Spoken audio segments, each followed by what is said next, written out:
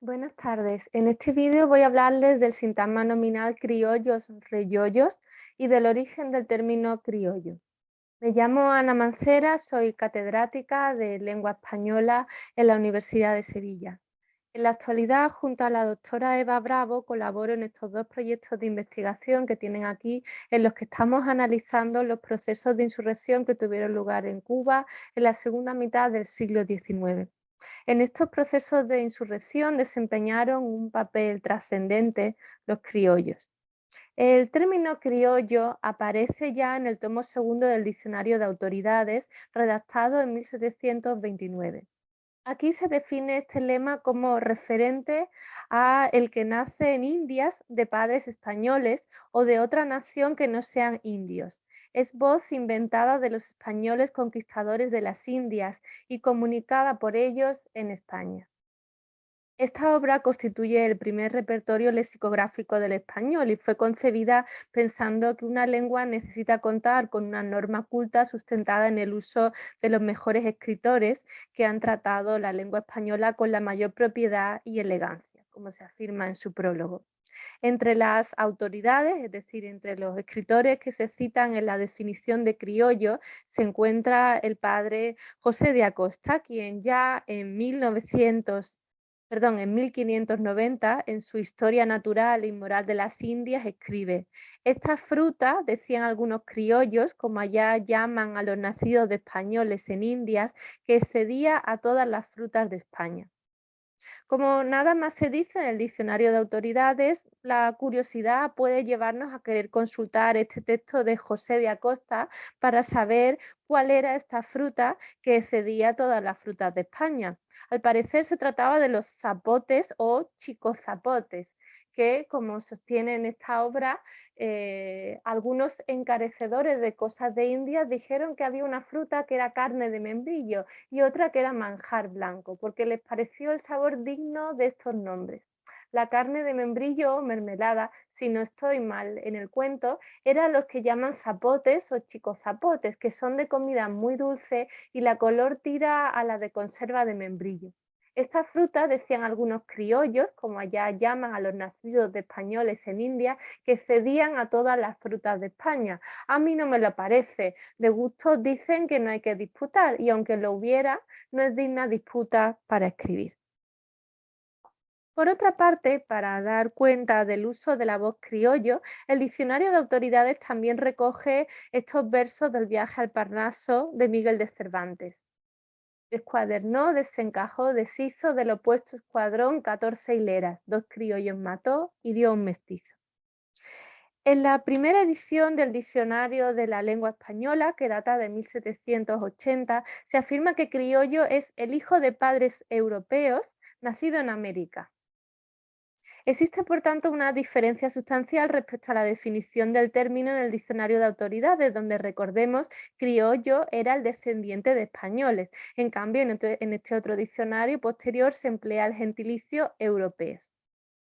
Una definición idéntica a esta última es la que podemos encontrar en la obra de Vicente Salvá de 1846, una obra que precisamente este autor presenta como una edición muy rectificada y mejorada del publicado por la Real Academia Española, pero fíjense que la definición es muy similar, ¿no? El hijo de padres europeos nacido en América. No obstante, llama la atención esta acotación que acompaña esa definición. Esta palabra suena mal en América y los nacidos en ella que descienden de europeos prefieren llamarse americanos, hijos del país, o bien mexicanos, peruanos, chilenos, argentinos, venezolanos, etc.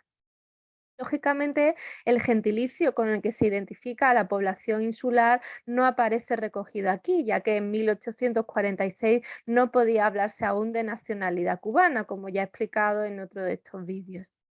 También resulta sorprendente encontrar en un diccionario como este otro del insigne lexicógrafo Ramón Joaquín Domínguez, una obra de 1853 que ha sido incluida en el nuevo tesoro lexicográfico de la lengua española, que se puede consultar online. Fíjense la definición. Nombre que se da a los hijos de padres europeos nacidos en América. Vale, y fíjese cómo continúa la definición. La academia no reconoce criollas, siendo como son las criaturas más lindas, lánguidas, voluptuosas e interesantes del mundo. Lujo de continencia, a no dudarlo. Y en el diccionario de Gaspar y Roy de 1853 se incluye bajo este lema una segunda acepción que no se encontraba en los repertorios lexicográficos que he citado antes. La definición de que criollo es el negro que no es bozal. Esta definición de criollo parece remitir al origen del término, ya que aunque el diccionario de autoridades afirme que se trata de una voz inventada de los españoles conquistadores de las Indias, parece ser que en realidad procede del portugués y es una denominación que se utilizaba para hacer referencia al negro criado en casa de su señor, a diferencia del negro bozal, es decir, el esclavo procedente de África. Esta sección también se incorporará al diccionario de la Real Academia en su 12ª edición, es decir, la publicada en 1884. Fíjense, aplícase al negro nacido en América por oposición al que ha sido traído de África.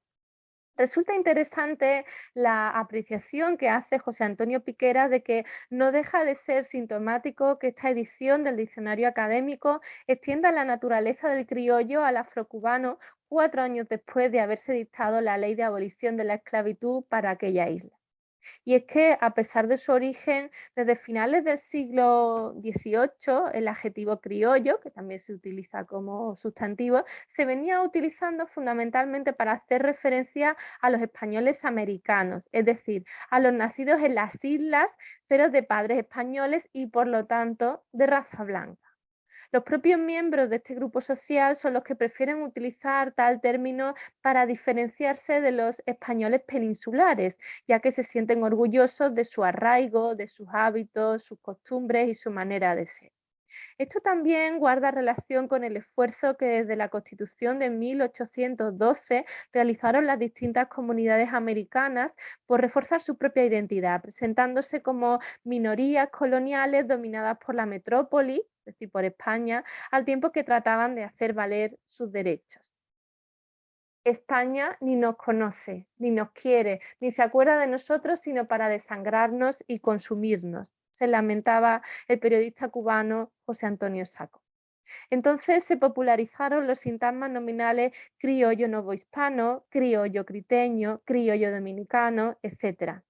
En la isla incluso se extendió la denominación criollo reyollo, con la que, según el diccionario de americanismo, se ponía en valor el al cubano de pura cepa. Durante las primeras décadas del siglo XIX, las élites criollas del continente americano instigaron los movimientos independentistas. Sin embargo, no ocurrió así con los criollos cubanos, ya que en la isla esta élite constituía una minoría atemorizada ante la posibilidad de que sin el dominio de la metrópoli, especialmente sin su ejército, los esclavos iniciaran una rebelión y se hicieran con el gobierno de la isla, tal y como había sucedido en Haití en 1804, donde más de 10.000 blancos fueron ejecutados.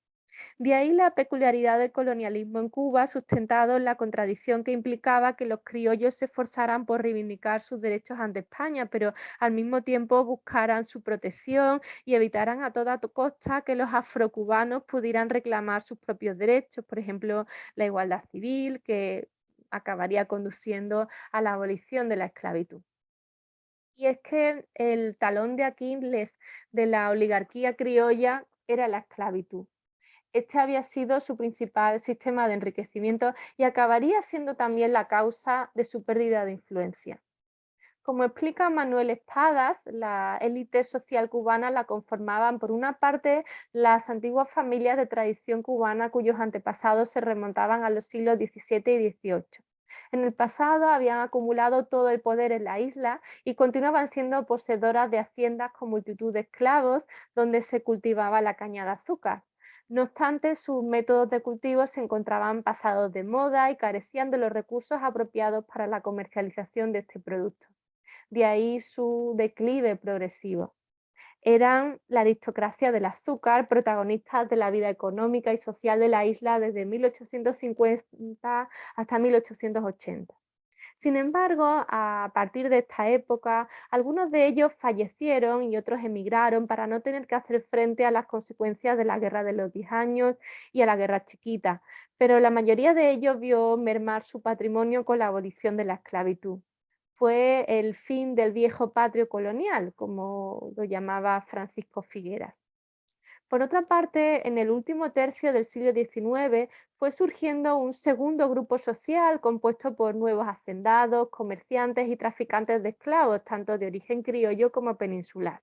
Su relación comercial asidua con los grandes centros económicos afincados en Londres, en Nueva York o en París los enriqueció enormemente y se convirtieron en la élite agrícola y comercial.